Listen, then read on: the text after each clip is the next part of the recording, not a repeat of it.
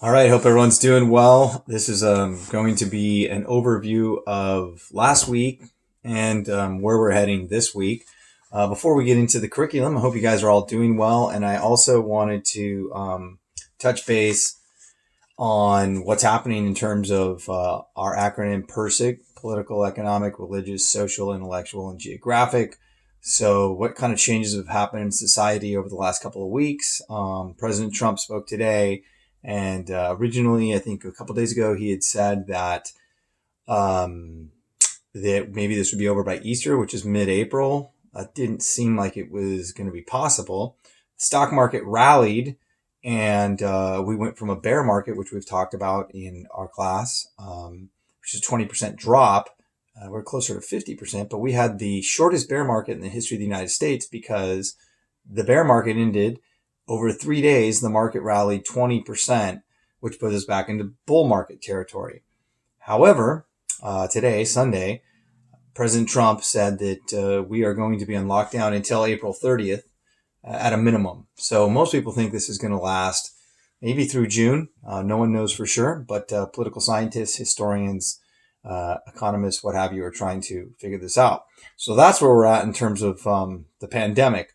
Hope you guys are doing well in your life. Hope you're safe. Hope you're staying with your family and staying engaged. I know that this isolation is driving me nuts. I miss you guys. I miss being in the classroom.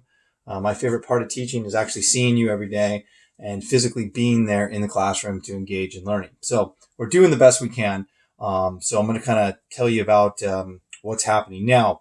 The focus for this is this video is going to be U.S. history. I'll make a world history one after this.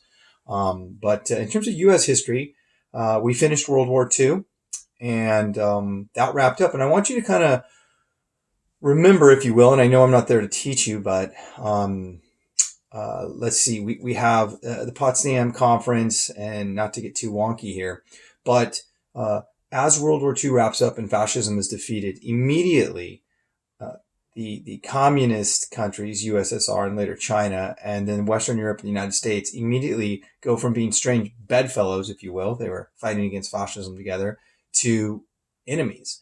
And so we're going to see this after Hiroshima and Nagasaki end Japan's war effort, we immediately go into this kind of battle between communism and democracy. Now, communism, as you read and find out, they have their economy is based on what's called a command economy, which with not getting too deep into it, it's shared. The state owns everything.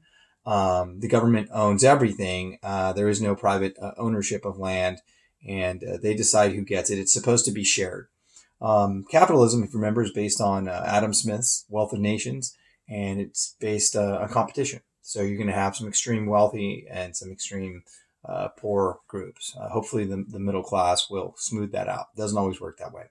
So we're going to be looking, I'm going to have a PowerPoint for you to look over this week. Typically it would be a mini lecture with me. But you're going to be doing that on your own. So you're going to look at the post-war America. So we're going to look at domestically what's happening at home, what kind of things are changing. So all you have to do is look through the PowerPoint, and I will give you a graphic organizer. Type in what needs to be typed in, and then turn it in on Friday. And I'll give you credit for that. And then the other piece that you're going to be looking at is you're going to be looking at a little bit of reading in the textbook. I'll post that in Google Classroom. We're going to be looking at focusing on the Korean War.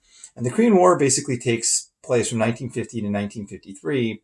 So you have World War II ending in the mid-40s. A little bit of this peacetime, maybe 4 or 5 years before we ramp up into our next war event, which is the Korean War. And you're going to see that it's going to be split. North Korea is going to be supported by Communist China and the Soviet Union, and South Korea is going to be supported by the United States and Western Europe democracies. Okay, so without getting too boring here, I just wanted to give you a heads up where we're going. If you've turned in your work from last week, I'll give you credit. And I'll look those over. I'm going to be a pretty generous grader on that, because as long as you're giving me an effort, I'm going to try to make sure everyone's successful during this time. If you have any questions, you can always email me. You can also leave comments at the bottom. or comment inside of Google Classroom. But I'm always available. I might not get back to you right away, but I'll try. During Monday through Friday, I'll probably get back to you within an hour. But if it's during the weekend, I might not get to you until the following Monday. All right, guys. Hope you're well. Stay safe. Keep washing your hands. Try to stay away from big crowds if you can. And I guess looks like California is probably going to start to peak in terms of our cases in maybe 7 to 10 days from what I'm reading. New York is already kind of at that point. They're beginning to peak. So keep an eye on the news and get some sleep and stay safe and eat your vitamins. All right. Take care.